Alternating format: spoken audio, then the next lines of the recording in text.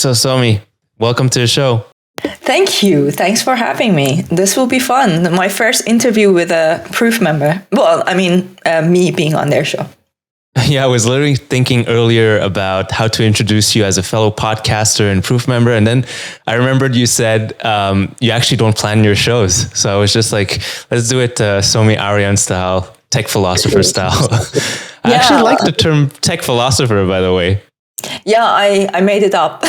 And it's so funny. So, the amount of times whereas I've met somebody that they've like, I really like that term. I'm going to use it. Like, I'm going to borrow it. And I'm like, yeah, welcome to it. I coined it. How did you come up with it? What's your background story? I guess like that really encapsulates you as a person. But I know you're also like author, filmmaker. But just give us a quick kind of like rundown of who is Somi Arian. Yeah, sure. A tech philosopher, essentially, a lot of people would call it a futurist. But because I studied philosophy of political. I've got 2 masters in political philosophy and transatlantic studies. So I've studied politics, and then I apply what I studied in politics and philosophy to technology. So it's a bit complicated, and science and technology. So I wrote a thesis on a comparative study of Nietzsche and Kant's philosophy of science, and then application of that to their political philosophy. Very different from our NFT world. You would never think of that. Meeting somebody in the Proof Discord that they wrote a thesis on Nietzsche and Immanuel Kant's philosophy. So that's what I did. And then after writing that thesis, because when I was writing it, that was more about science. Then I started to get more and more interested in, okay, now how do I apply this to technology? Because I've always been fascinated by technology. When I was about 4 years old, I used to have dreams where I would open a notebook and it would turn into a screen. And it's like, at that time, we didn't have a TV. I was born in Tehran. We didn't have a TV. It was during the Iran-Iraq war. There's no way that I would have ever seen anything like it. It wasn't like I had ever seen a science fiction movie or anything like that. So there's no way that I would have known about it. And then later on, I spoke to Professor Diana Walsh-Passalka, who's written a book called American Cosmic. And when I told her about, this was only one of the small kind of examples of the type of experiences I've had with regards to technology. And she said, this is called Remembering the Future. And it's quite interesting. It's like there are people who seem to have premonitions about technology. That's wild. And I seem to have that. So I have a lot of examples of this, but I usually don't talk about them publicly because when I do, it sounds a little bit crazy. Yeah, it sounds a bit weird, but it's... Yeah. I don't know. I think there's a lot of things that as human beings, we don't understand. And most of the brain, we don't understand most of the brain anyhow. So it's totally super interesting. Please continue. So one of the fascinating things that I'm like, absolutely obsessed with, which is why, I don't know if you saw this in the Discord for Proof, where I mentioned this once. I was like, I asked somebody who was their dream podcast guest. And I said, my dream podcast guest is Eric Weinstein, because he's like really, heavy into this stuff. And, as somebody who is like into NFTs, you wouldn't think what other things people are into, right? So, exactly. So it just fascinates me. I think technology has a life of its own. As a philosopher, I think, we often think that we are using technology to advance ourselves.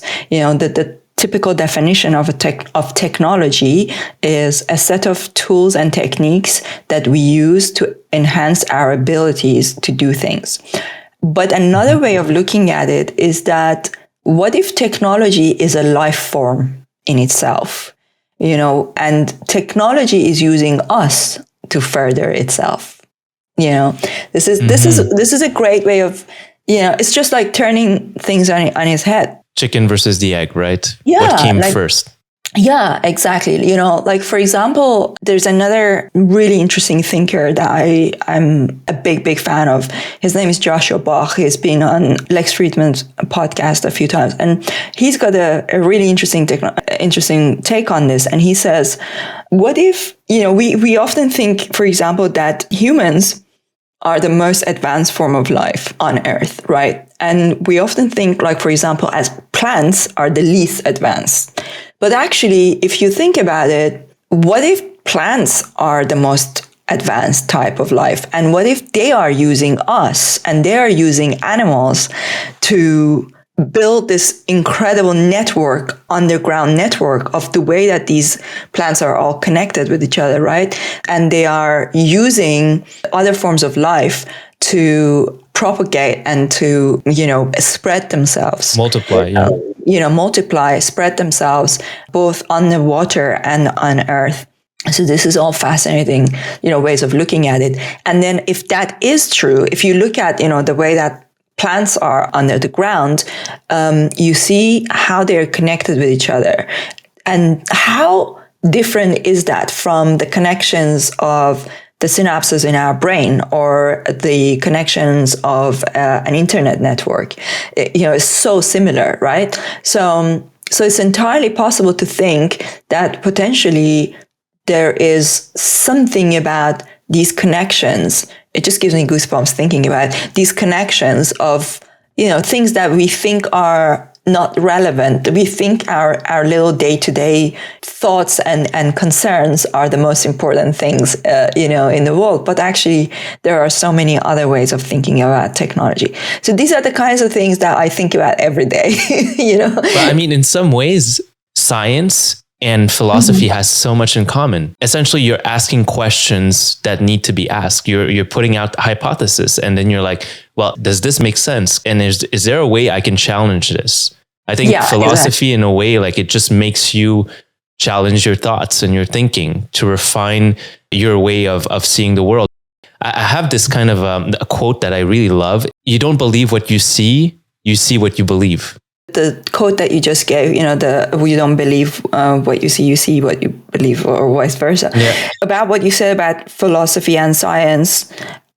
In the past, we used to call science, there wasn't a word for science, it was called natural philosophy. And we used to think of what we today call a science, it used to be called natural philosophy. So it started with philosophical questions.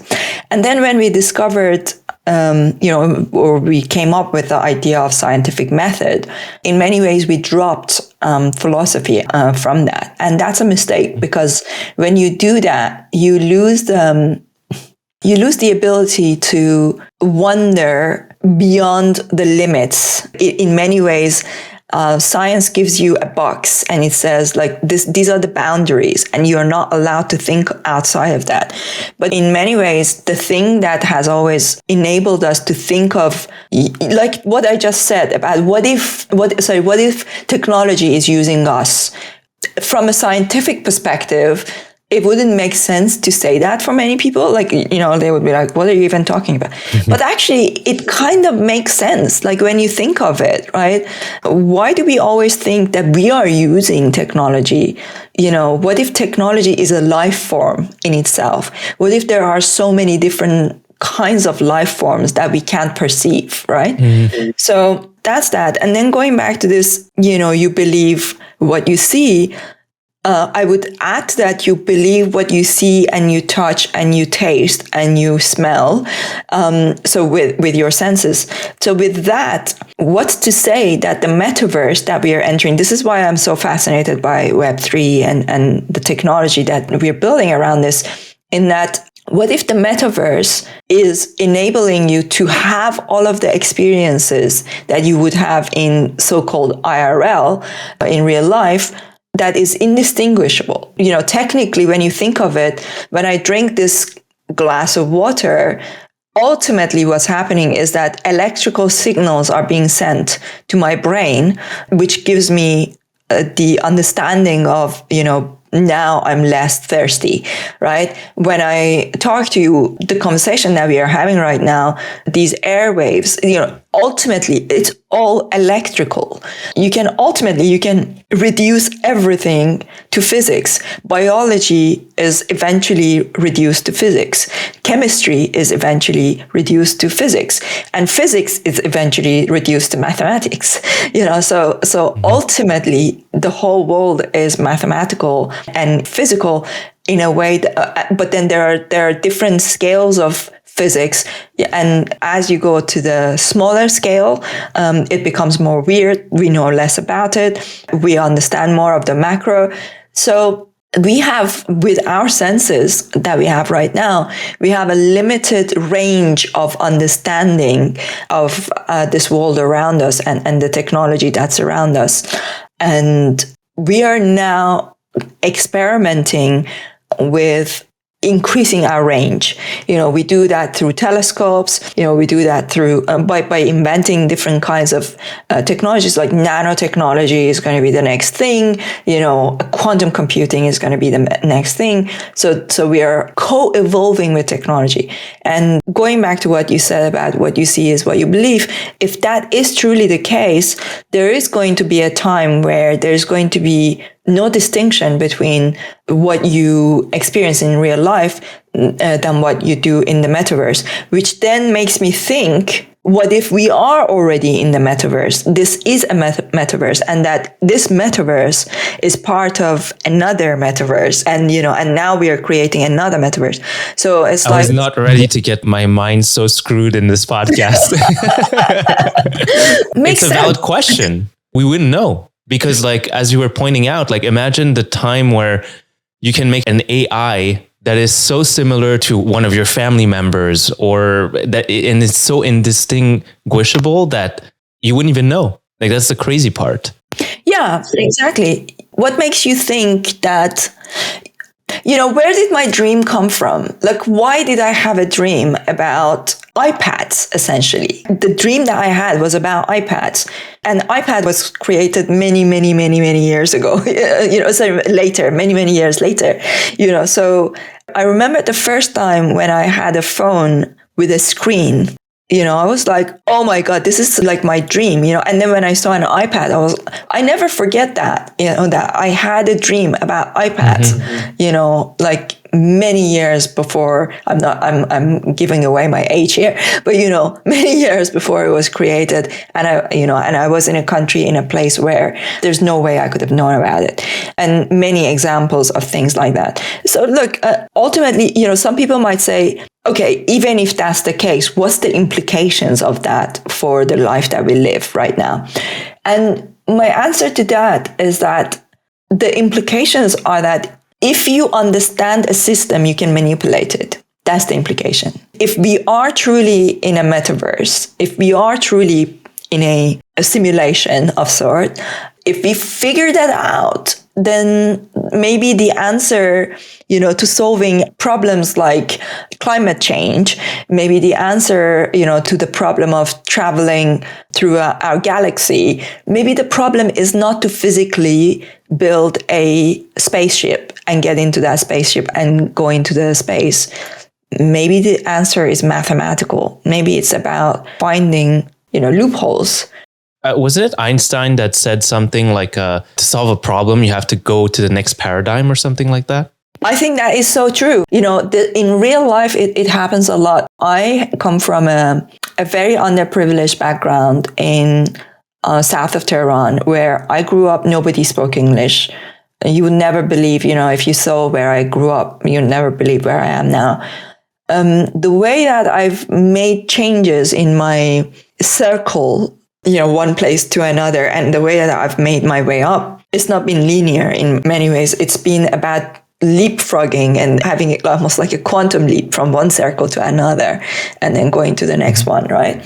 I think that's how it works. That's what he means by that. I couldn't have solved my problems if I wanted to just focus on my surrounding, I had to think bigger and think, jumping out of this circle into another circle. And just by doing that, automatically my earlier problem has been solved. Right. And I think it's exactly a similar kind of thing. That's how momentum is built. I'm fascinated by the concept of momentum. Like in business, how do you build momentum? In your life, how do you build momentum? And I believe that there are look, I use the term believe and feel interchangeably. When I say I believe, I really mean I feel, because I don't have strong beliefs about anything. How can I know? I don't know anything, right? I can't know anything with certainty, because every time I think I know something, then I find evidence that it may not be the case. But when I say I believe, I mean it in a very loose way, more like I feel, right? I feel that there is a pattern that it repeats. The way that you build momentum in how you create life is very similar to the way that you build momentum to build a business. It's very similar to the evolution of the universe, right? So momentum is built when you find a relationship between, how you jump from one circle to another. And by circle here, I mean like from one paradigm to another. And the better you get at jumping these paradigms, the more momentum you build. And I feel like the solution to the problem of our life on the planet, and when I say problem, I mean like our longevity as a species, our subsistence as a species, that problem needs to be solved by finding these paradigm shifts and the acceleration of them, and like the way that to be able to transcend that.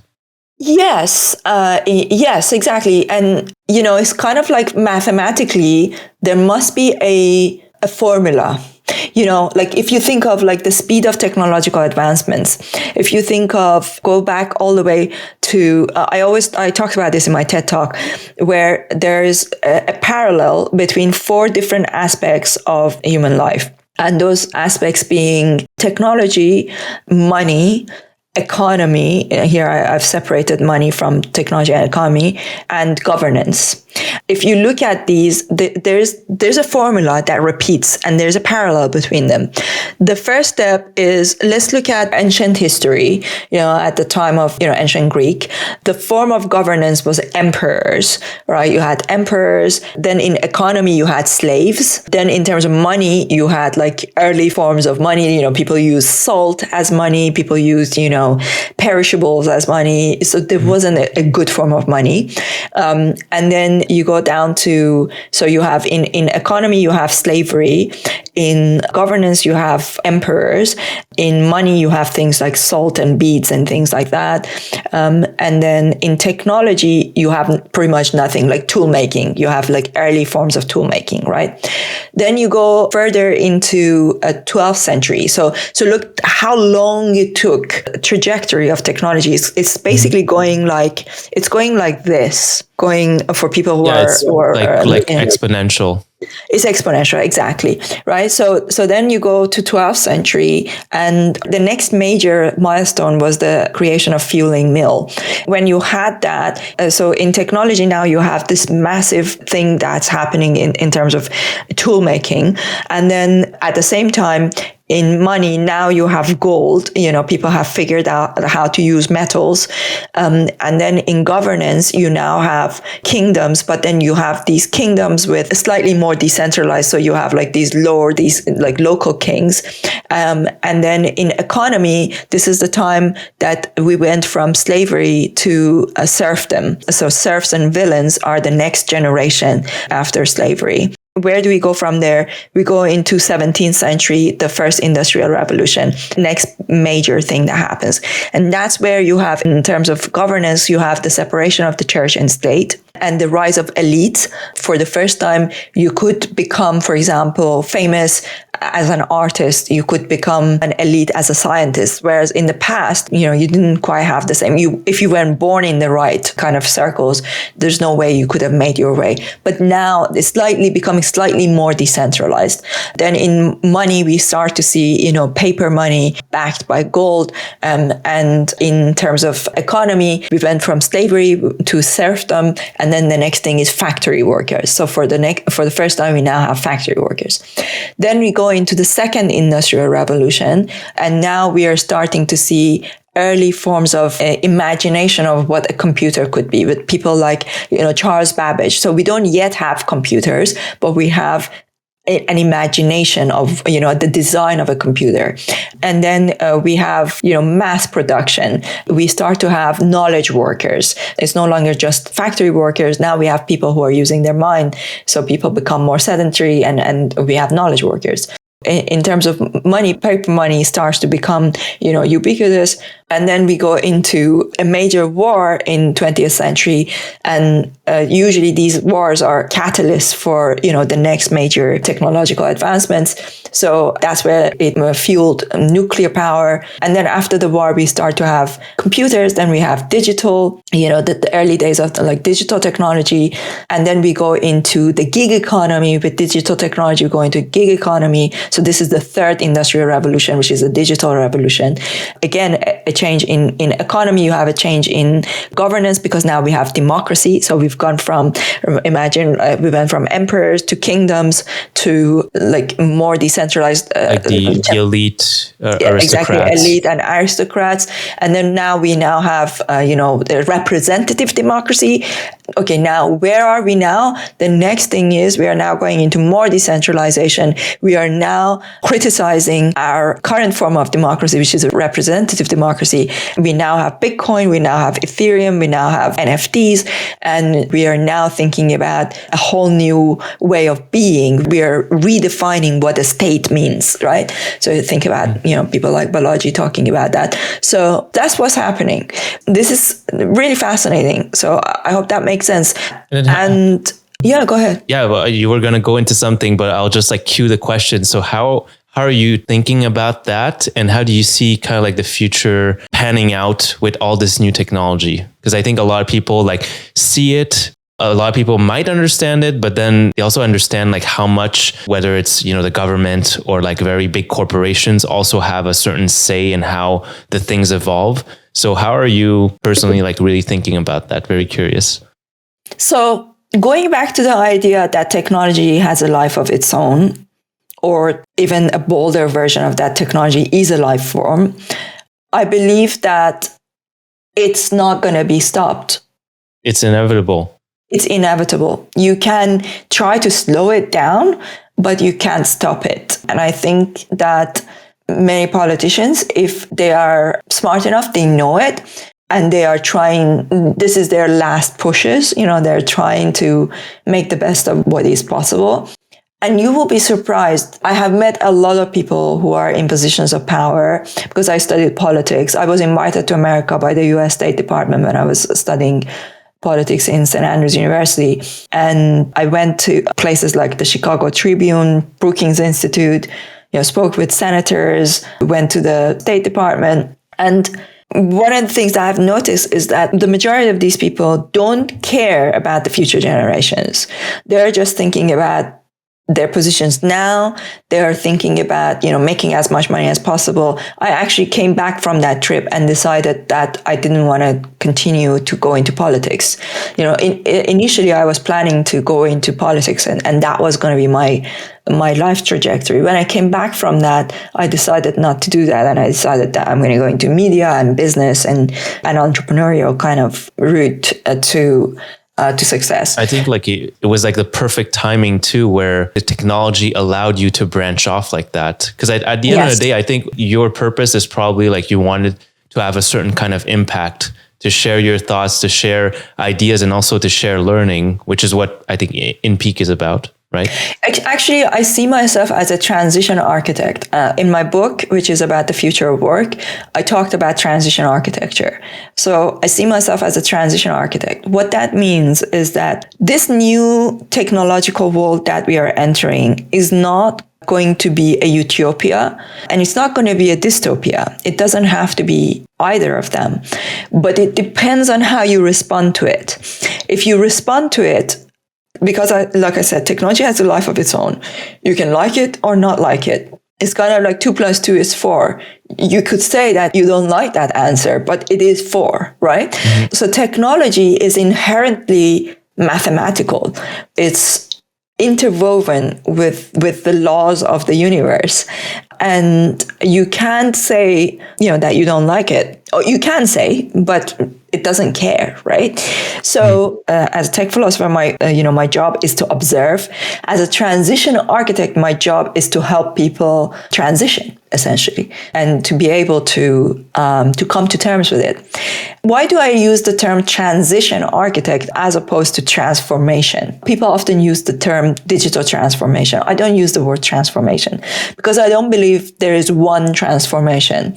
I believe there is constant transition.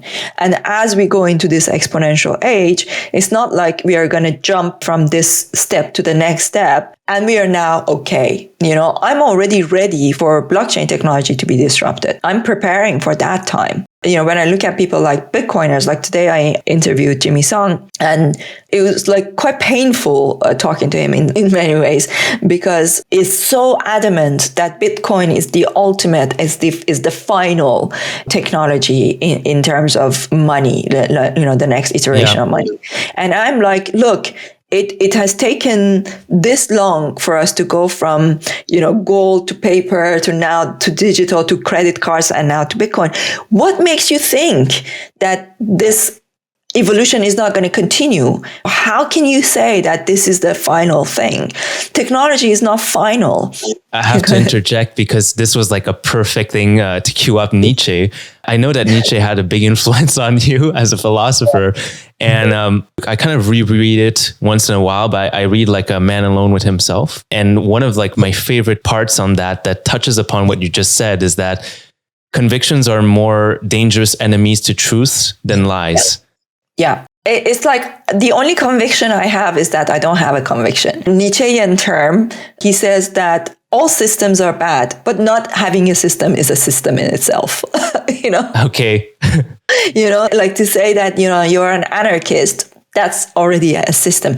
Because we live in a world that is semantically limited. We are using language. Yeah, words that are so easily misinterpreted. That's why I love mathematics, because I wasn't good at mathematics when I was a child, because in Iran it's a very different kind of system. They don't encourage you, especially as a woman, as a girl growing up, you're not encouraged to study math, and I think they don't teach it the right way. But that's why I love math, and later on I really fell in love with it as I grew up, in that when you look at one side of it, one part of it, it seems completely in disagreement with another part of it. That's why you can think of like the physics of macro, the mathematics of macro is completely at odds, at least from our perspective, from our way of understanding it. It's completely at odds with the mathematics of quantum. But on the bigger level, on a bigger scale, as you zoom out, all these contradictions can live together. And this is why I love Nietzsche, because he's all about contradictions. It's like, he's like, contradictions can live together in harmony. That's like the Dionysian thesis, and they can all be true. That's why he says there is no such thing as truth. He says the truth is like a woman, like that's always moving. It's always a moving target. Like it's changing constantly. This is why I think it's fascinating for me to try and get more women into it, because I think women have cycles. They're constantly changing. They're like the weather, constantly changing. And I think as a woman philosopher, it allows me to come to terms with all these differences and these things being in realities that seem to be at odds with each other. I wanted to say something about the transition thing that we were talking about before I forget. So Yuval Noah Harari has got a very interesting, I don't know if you know him or if you've read the Sapiens. Sapiens, or the... Yeah. His other book, Homo Deus, is even better than Sapiens. I think it's a great book. So I heard him once talk in an interview where he said something that really inspired me. That's where I came up with the idea of transition architect. So he said, it's like in the past, our identities were like, a house. Like you built your identity as a house, and like it had foundations. You had to create strong foundations for it. Then he's like, now, as we are moving into this technological kind of age, our identities are more like a tent. You have to think of it like as something that you have to constantly break down and move to another place and set it up again. Think of something like social media. It's exactly the same, right? Mm-hmm. So you had MySpace. You would build your identity in MySpace. I don't know if you remember it. You may be too young for that. Yeah, of course. And then you had to move on from that to go to Facebook. And then you had to move on from that to go to Instagram, to LinkedIn, to Twitter. Yeah. So you are constantly packing down your identity. You're following your business, everything that you're building. And now it's like all about Discord. Then it's going to be, the next thing is going to be high rise. It's whatever Yuga Labs, metaverses or Decentraland or whatever it is. So that's where, as I was listening to that, I was like, this is such an interesting way of describing what's happening with technology. And what we need is people who are going to be architects of these tents. We need people that will be able to help you design your tent so that you can. And then in my book, I took his metaphor and I expanded on that. And I was like, you can think of it like the goalpost is constantly moving. What Yuval said at the end of that interview was like, you don't know when you're going to have to move, but you are going to have to move. Yeah. Right. So you are constantly having to move. The best thing that you can do is to come to terms with the fact that we are going to be in transition. That's why don't get too hung up on anything, not on Bitcoin, not on Ethereum, not on your Moonbird, not even the Moonbird. Well, I love my Moonbird. I have an emotional attachment to my Moonbird. I love it because it's like it has a historical meaning in my journey, right? But it's an interesting thing that, like you pointed out, is just human beings were so. There's a reason why we have all these fallacies in our reasoning, all the biases that we have. It's for us to obviously like conserve energy. If we really thought about everything all the time, I think we'd just go crazy. So in some way it's useful, but then it becomes it kind of holds you back at a certain point, because the moment you make sense of the world, it can end up holding you back, if that makes sense. That's why you need to become a transition architect. Everybody should become the transition architect of their own life. It's like what Bruce Lee said, be like water. Yes, exactly, right? So you need to be ready for constantly moving, and you need to not have attachment. Actually, this is very much also a Zen Buddhist. Yes. Yeah, exactly. You have to be ready to let it go all the time, not to have judgment. Look, we are humans. It's not possible not to have judgment. Like I have judgments, but when I stop and meditate and think about it, then I'm like, okay, right, like it didn't mean, ultimately, it doesn't mean anything. Let it move. So non-judgment, non-attachment, and there's something else I can't remember. There's like the impermanence. Yeah, so that's the non-attachment part. Yeah, that's the non-attachment. I think there's another one that I can't remember right now. But it essentially, we are in that, that's what it is. That's probably the best philosophy to think of it. We are constantly moving and it's becoming exponential. So our generation, I'm assuming you're a millennial. As millennials, we are, I'm an older millennial, but then you may be a younger millennial or you may be a Gen Z, but our generations that we are living on Earth right now, we are the link between the pre-digital and the post-digital. So we have the hardest job of I sometimes say that millennials, I used to say this in my talks, that millennials are the most important generation in human history. And people laughed because they were like, millennials, they're already big-headed. And I was like, no, I don't mean it in that sense. What I mean is that we are the link between the pre-digital and the post-digital. We are the ones who are going to have to come to terms with the fact that our next generations, our children, are going to be only digital. They're going to be only living in the digital. It's such a crazy leap because I remember like when I was a kid, I didn't have a cell phone. The only time I could really watch TV is to play some video games on like a Sega Genesis and then afterwards like a Nintendo 64.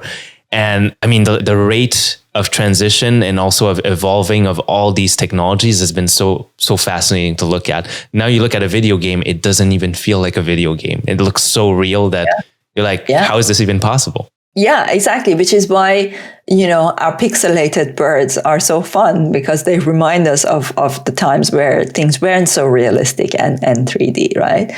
That's why pixel art is so interesting. I was going to ask, you talked a little bit about momentum before, building momentum. How have you personally used that in business? And how does that relate to, InPeak and everything that you've been doing, like as an author and also filmmaker? Yeah. So, look, momentum means something different for every person because it depends on where you start. For example, when I was the age at which Mark Zuckerberg became a billionaire, I was trying to get out of Iran, The age when he started building Facebook, I was trying to get out of a forced marriage in Tehran, to my cousin. So I come from below zero. I come from a completely different background. I grew up where nobody spoke English. I had to teach myself English and I had to find a way to get out of the country. And then even when I did get out of the country, I wasn't a British citizen for 11 years. I couldn't travel. I had a lot of issues, problems. But even now, I don't know if you know that I couldn't go to NYC. I don't know if you saw that story on. No, I didn't. I'm a British citizen now, but they denied me an ESTA because I was born in Iran. And apparently That's insane. The last time I was in US, this was not the case. Last time I was there in 2017 to interview Gary Vee for my documentary, which won several international awards. And that's where the filmmaker thing comes from. But at that time, I was able to get an ESTA. I was able to travel. That was like 2 years after I became a British citizen. But then 2018, apparently, Donald Trump put in a new rule in place that if you're born in Iran, you now need a visa. And I didn't know that. So I booked my flight and, hotel, everything, bought my proof pass. And I was like ready to go to this thing. And then I go to get my ESTA like everybody else 3 days before I go. And I get denied an ESTA. And I tweeted at the US Department of Immigration, etc. And these are all the examples of opportunity losses for somebody like me. So it's one of the things that, for example, that not being able to go to that trip, that's a setback in my momentum because I bought all my NFTs and I had so many meetings there. I wanted to meet the Proof team. I wanted to get to know them better. I wanted to meet Proof members.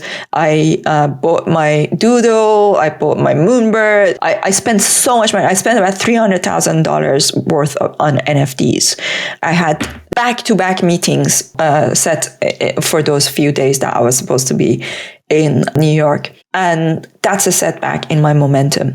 These are the ways that diversity matters. This is why people don't see it. They don't understand how hard it is to be a female that was born in Tehran, that has had to go through all of those difficulties to get to this point. And then even after becoming a British citizen, you still are like, these are all setbacks. So to gain that momentum is much, much harder depending on where you're coming from. That's almost like you're pushing a boulder up a mountain. It's not even just like cycling on a straight road like that. You're going like this, Exactly. And actually, I compared that, like if you are a female immigrant who comes from specifically, not just any immigrant, if you were Italian, it would be different. coming from a country like Iran, which is more comparable to North Korea. So if you come from a country like that, you're not starting from zero. You're starting from minus 100, you know? On the flip side of that, what I see is that it's kind of like in my book, I talk about this. I say that you as a person, you're like a ball. And you could be different kinds of balls. You could be a squishy ball, so like basically what creates that momentum and what leads to someone's success is about being the right kind of ball, hitting the right kind of ground. Like if you are a glass ball hitting a hard, floor, you are going to break. If you are a bouncy ball, it's like a ball that is flexible, that's got that ability to bounce back, like a tennis ball, right? You hit it hard, it will go higher.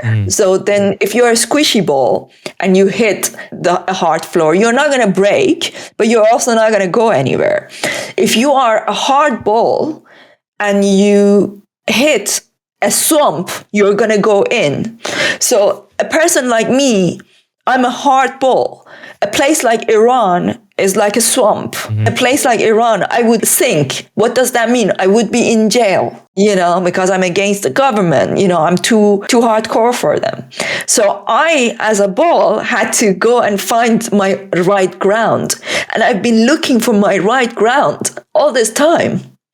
And it's so much harder to do it when you come from a background like that, So momentum is built when the agent, in this metaphor, the ball, hits the right kind of ground, which is the right kind of environment. The effort from your side is really finding that, which is almost like an impossible task at some time, because even when even now you're in London and still, as a citizen there, like you cannot get an ESTA. I mean, there's so many limitations. And I think that's why like the Web3 and NFT world and that aspect of it seems very promising to me.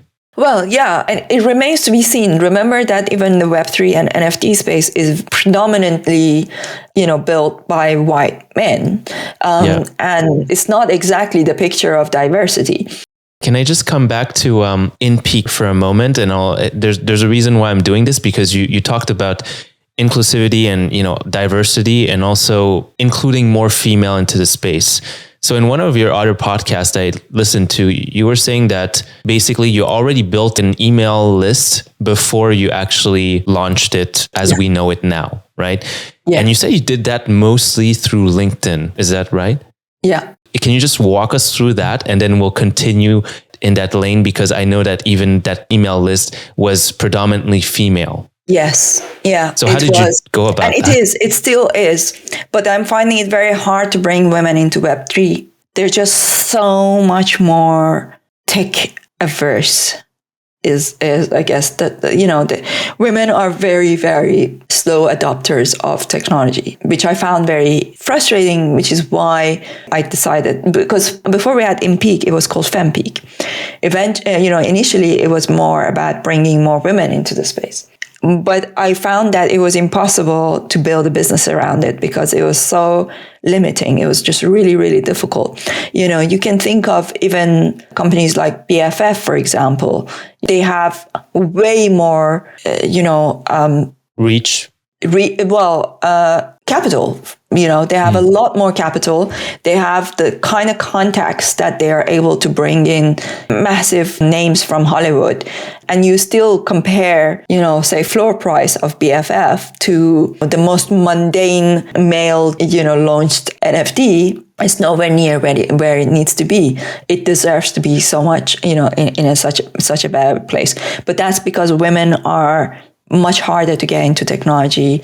It's very hard to build businesses around them. But yes, I used LinkedIn. I've been a LinkedIn top voice, officially chosen by LinkedIn 3 times in a row. Last time I was on the same list with Richard Branson's daughter, with Rishi Sunak, who is our chancellor. So all of these things gave me a lot of visibility. They endorsed my book. The book I've written about future work, career fear, and how to beat it is endorsed by LinkedIn. So they've been very supportive supportive of everything I've been doing. And even now, they're starting to get more into Web3. LinkedIn is not yet fully Web3 onboarded in many ways, but they are getting into it more and more. And they like what I'm doing with the content, so they invite me to their headquarters here in London. So I built a relationship with them. I have about 8,000 followers on LinkedIn. So I started to, I have a whole team working on my LinkedIn. Like, I think altogether, we've got like between 4 or 5 different people work on my LinkedIn. At some point, we had up to 8 people working on my LinkedIn, doing a lot of outreach through my LinkedIn and building on my secondary network, reaching out to people and saying, we are building this thing. Would you like to be on our mailing list? Would you like to join, and learn more about it? And that's how we built it. And this was like 2015? No, or 16? No. This was, we started this in 2020. Oh, okay. Wow. That's impressive. Yeah, we only started in 2020, actually August 2020. So since then we started. But the fact that I built my LinkedIn audience, that was since 2017. Yeah.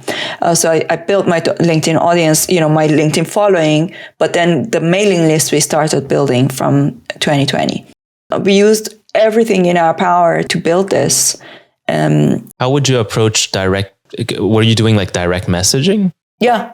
Literally cold outreach. Okay. And was there, because I'm super curious about, how did you have a right balance of reaching out to someone and telling them about what you're doing, but also not sounding too salesy? Me already. Oh, okay. They were No, because they're already following me, right?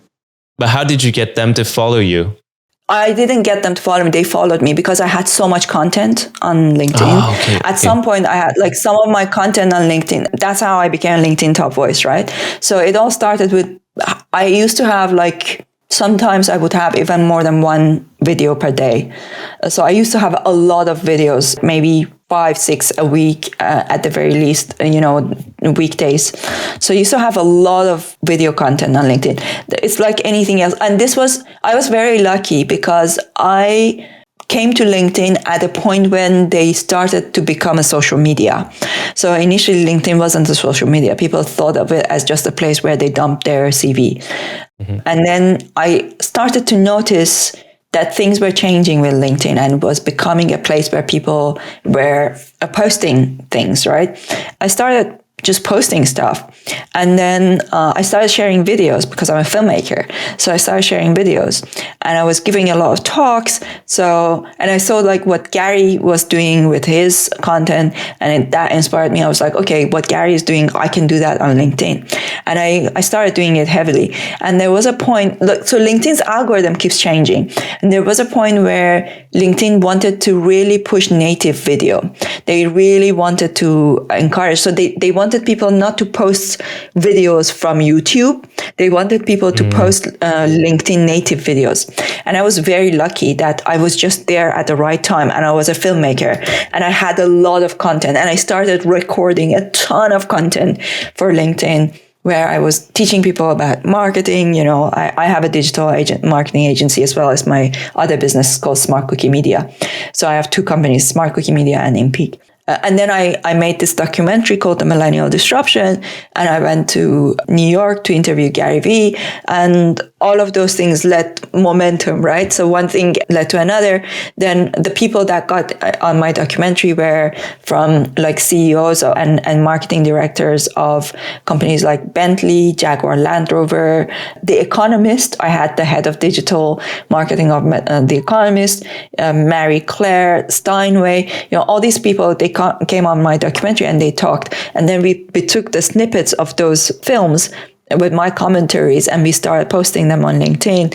So I just had I had good content, and that's how people started following me. Talk about transition architect, Gary Vee. Mm-hmm. Yeah. I think he's doing so much for this space to bring people in.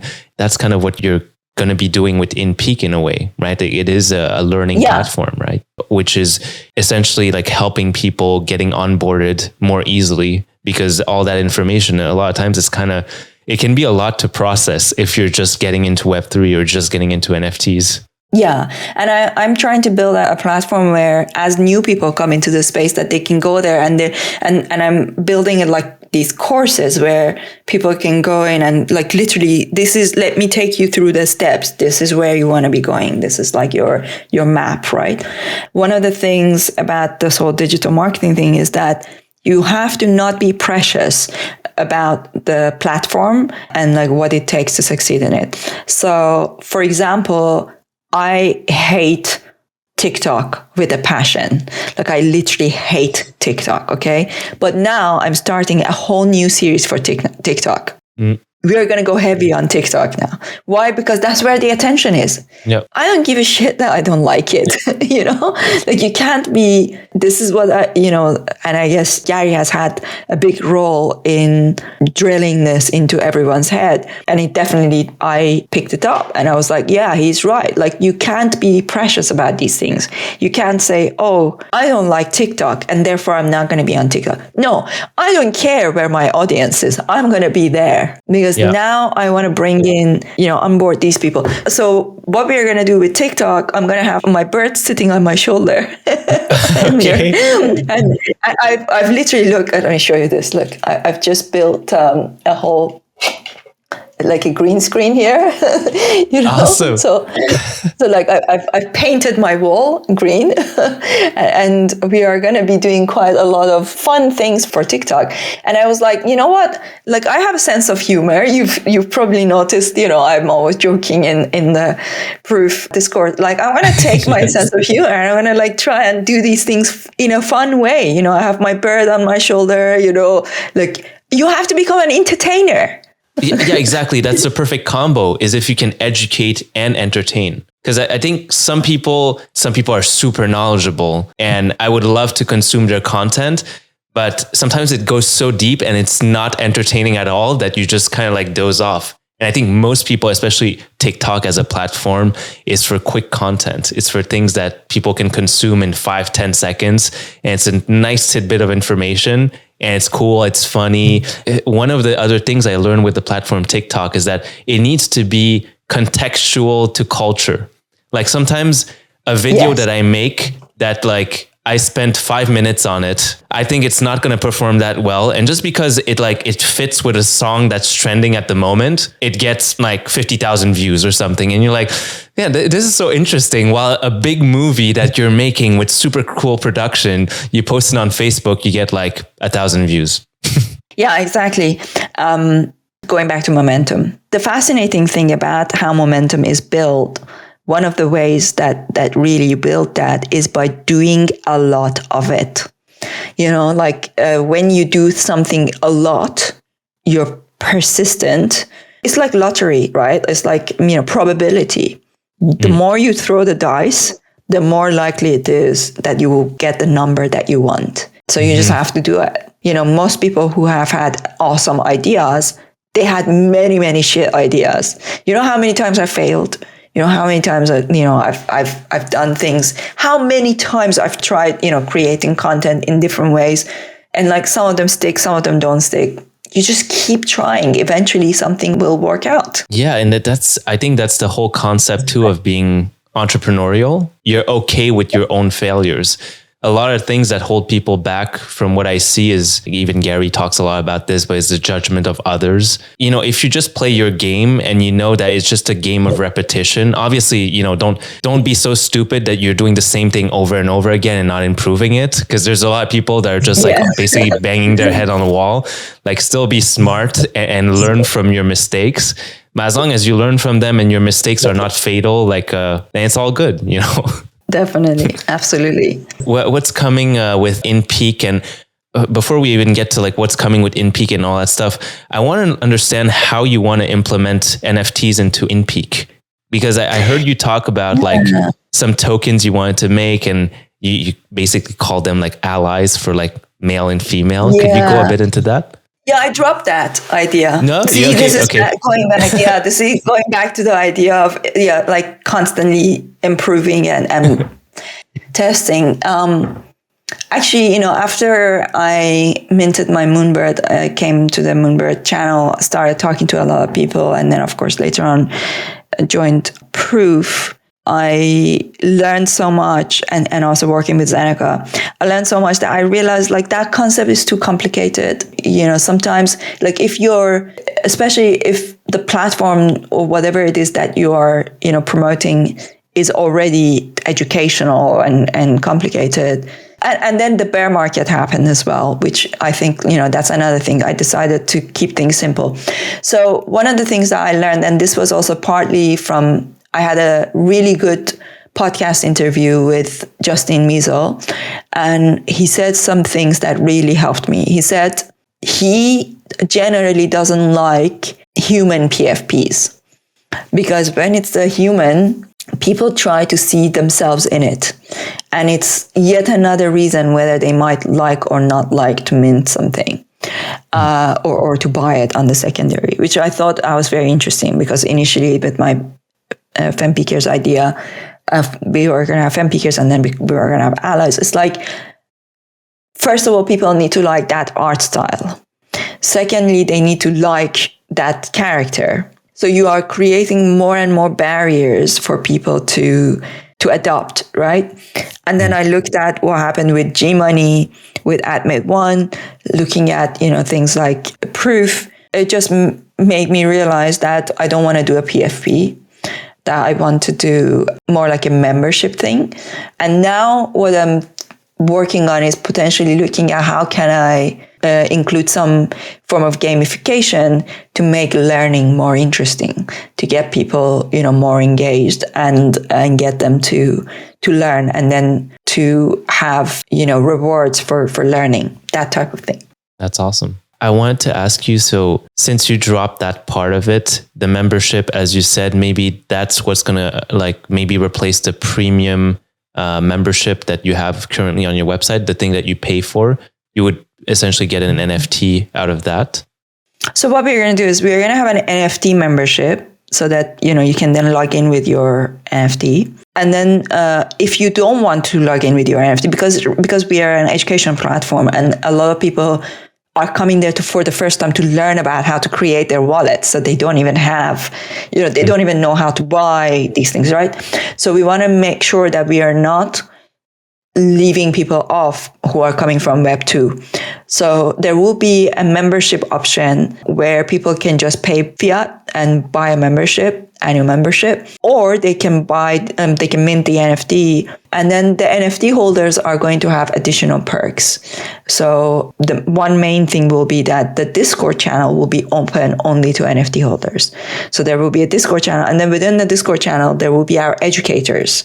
And a lot of the educators are actually proof members. We are going to call them we were testing out the term Sherpani for, so we might call them Sherpas and Sherpanis or something like that, I thought it might be a fun thing. Or we might just call them experts, educators or whatever, right? But we want to have the kind of like how you go to proof, you have artists. We are going to have like our educators, right? They will have their own role. They will have a different color. And then there will be the members.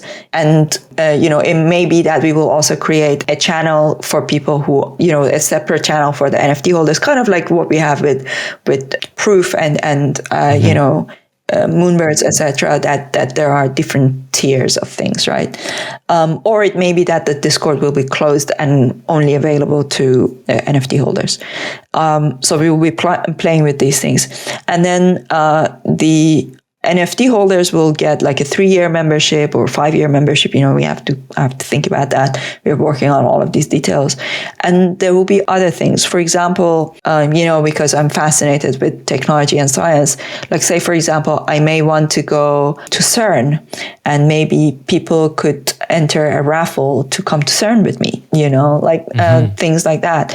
I may want to go to Boston Dynamics, see these robots, and people, maybe I could take 10 people, 20 people, 30 people with me, So I want to build these, a few times a year, build these unique experiences. So as we move forward, do you still, because I remember that podcast that you did with Justin Mizel, and it was very interesting how you talked about inclusivity. Do you think about orchestrating InPeak in a way that will help with inclusivity in the space itself? Because I know you're trying to onboard like a lot more female into the space, but how do we like systemically change the way that female projects are being perceived? Yeah.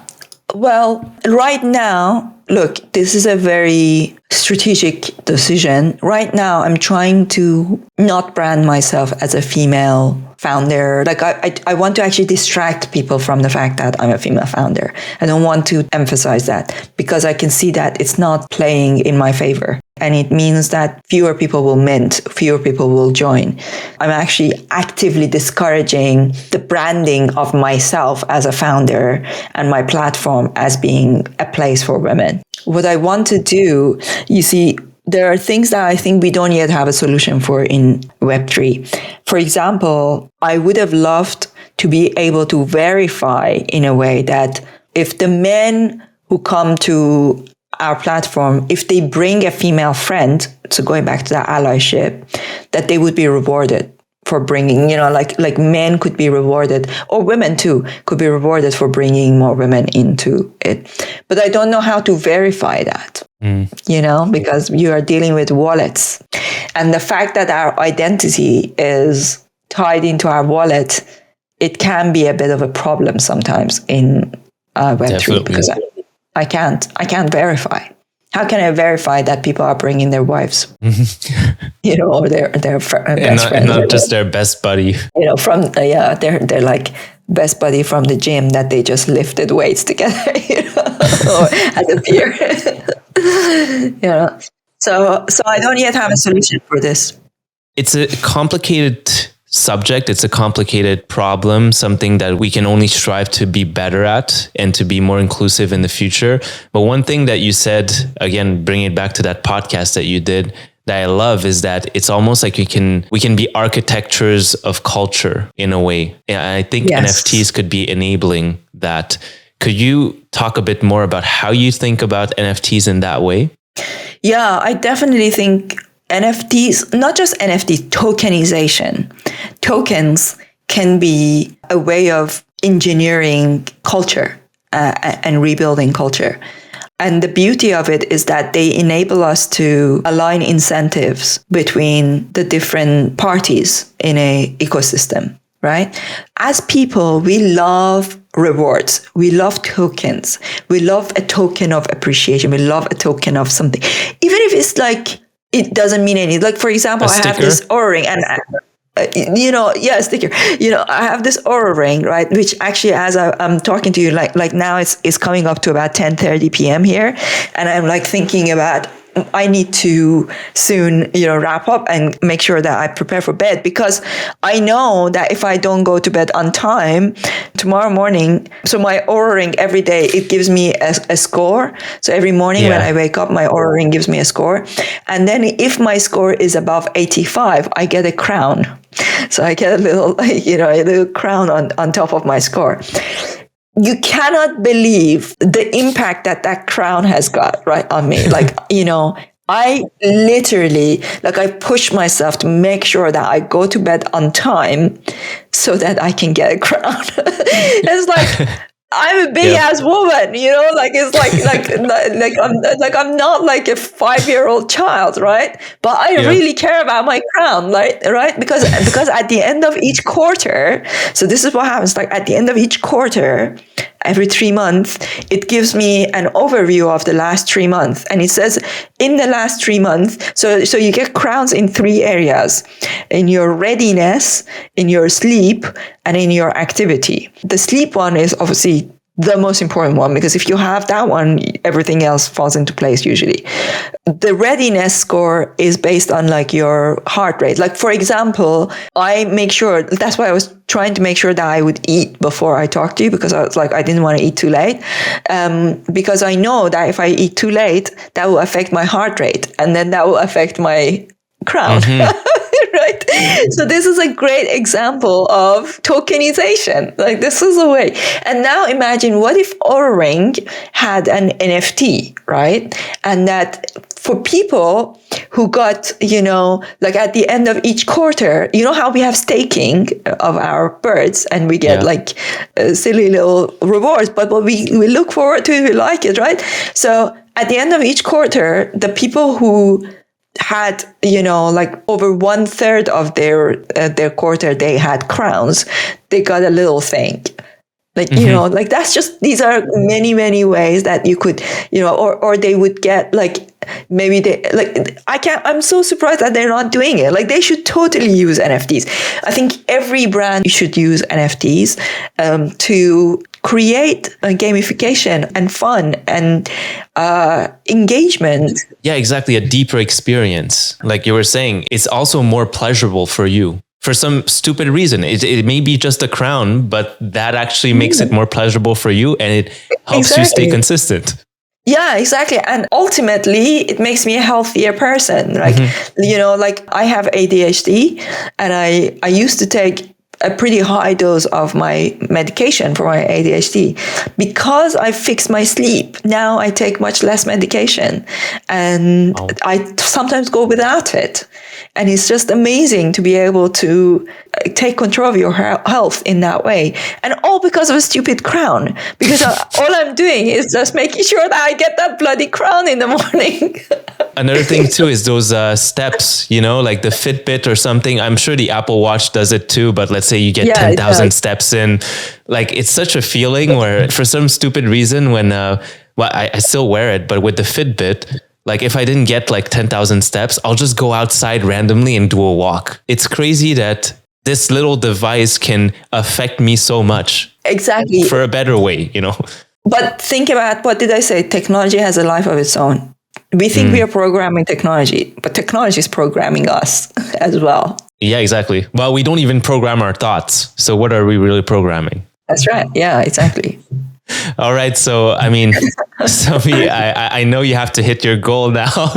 And I really appreciate your time today. This was really fun. For anyone that's listening, that's not following what Somi is doing across many platforms, LinkedIn, now like TikTok is coming, right? Yes, it's coming. It's going to be coming. Also, like check out InPeak. Everything that Somi is doing is helping educate and also helping shaping a better transition, a constant transition into better technologies and future technologies. So for that, I really appreciate you, Somi. And can you just tell a little bit the audience where they can find you, your 2-3 links that would be best to connect with you? Yeah, sure. Just the good thing about being called Somi Arian is that nobody else is called Somi Arian. So like that's why on all social platforms I'm just Somi Arian. So it's SOMIARIAN, Somi Arian, and it's the same thing on Instagram, Twitter, LinkedIn, everywhere. It's just at Somi Arian. And then of course there's also InPeak, that is as in inclusive, inspired, in this together, and peak, which is like reaching your peak. So InPeak, one word. Awesome. Thank you, Somi. Thank you.